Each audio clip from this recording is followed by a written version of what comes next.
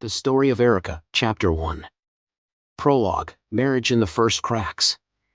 Erika was 24. A girl from a small village, with long chestnut hair and a gentle smile. She was the kind of woman whose kindness could be read in her eyes, in every movement, in every glance. Her brown eyes sparkled with a warm light, yet there was a fragility in that spark, as if a single harsh wind could extinguish it. He appeared suddenly. He was 23, a city boy, studying at the police academy and just beginning his practice.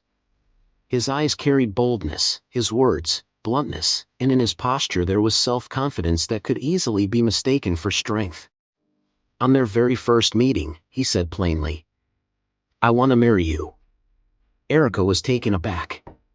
Everything was happening too fast.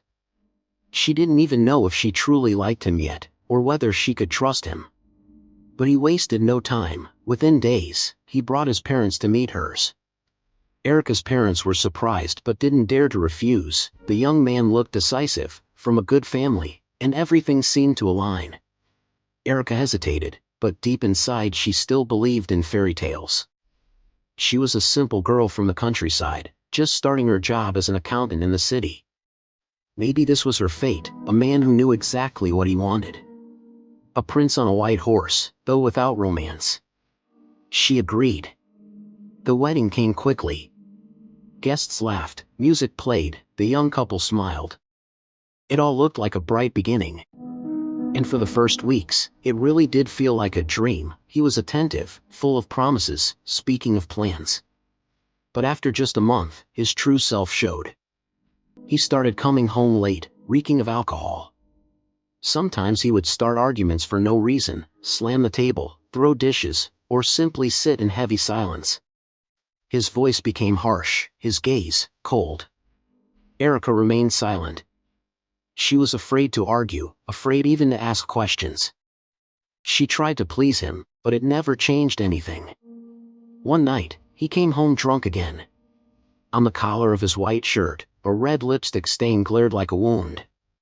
Erika froze, holding the shirt in her hands, her heart sinking. Tears rolled down her cheeks, but she said nothing. She only went to the basin, filled it with water, and began scrubbing the fabric, as if she could wash away her humiliation with the stain. The next morning, she woke before dawn, as always. She cooked breakfast, packed his lunch, but ate nothing herself. He ate a few bites, pushed the plate away, and left, without even looking at her. Then Erika set out on her hour-long ride by bus into the city. At her office desk, surrounded by papers and numbers, she could at least feel useful.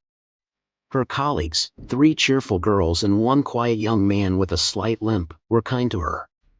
They liked Erika's warmth and tried to involve her in their jokes. The manager, fair and respectful, valued her work. At work, Erika felt seen. There, her smile returned, even if only for a short while. But every evening, the road home felt like a march back into fear. Chapter 2. 2 Lives. Work became Erika's only refuge. In the office, she was surrounded by kindness. The 3 girls often made her tea, the quiet young man helped carry files for her. Among them, she felt almost safe. Her boss also noticed her diligence, praised her for being precise and responsible. The office was the only place she could breathe freely. But when the workday ended, Erika didn't go straight home. First, she traveled through traffic to her in-laws. There she cleaned, cooked, and helped with chores. Only after finishing there did she return to her own home, where her husband was waiting. Again, she would cook dinner, tidy up, wash dishes. Since the day they married, her husband had never given her a single coin. Every expense fell on her shoulders: food, cleaning supplies, even the gas stove. She also bought his official police uniform with her own salary. Still, she managed to save a little. Secretly, she would tuck bills into the back pocket of her wallet, whispering to herself, for a black day. She bore all of this in silence.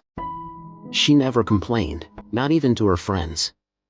And when she visited her parents, she pretended to be a happy wife, because in her culture, leaving a marriage was a deep shame for the family. She loved her parents too much to bring them disgrace. Chapter 3.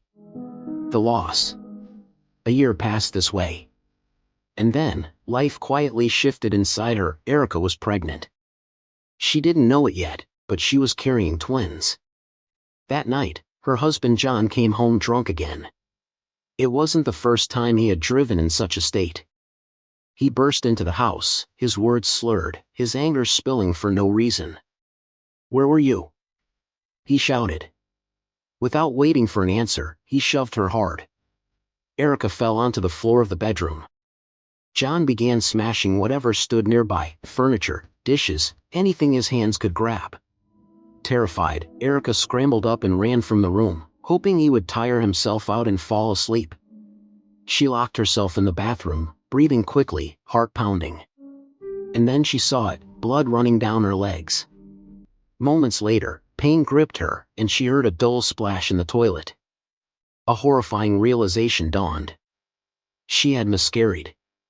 That night, Erika lost her unborn twins. The doctors confirmed it the next morning.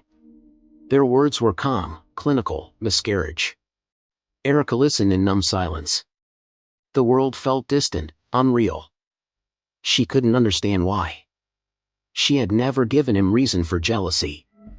She didn't drink, didn't smoke, didn't party, never stayed out late. Her life was home and work, nothing more.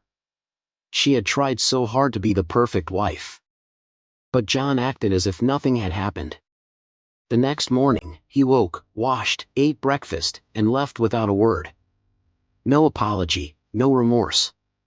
For him, this was normal. Erika, however, was broken.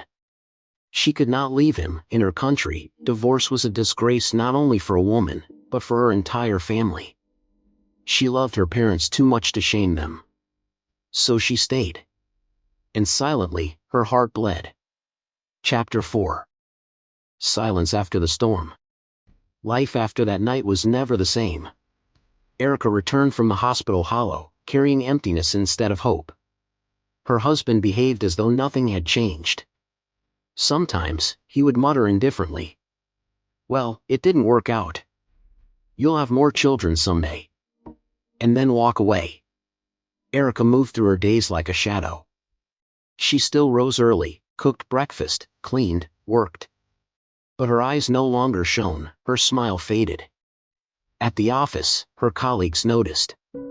"Erika, you've lost weight. Are you okay?" The girls would ask.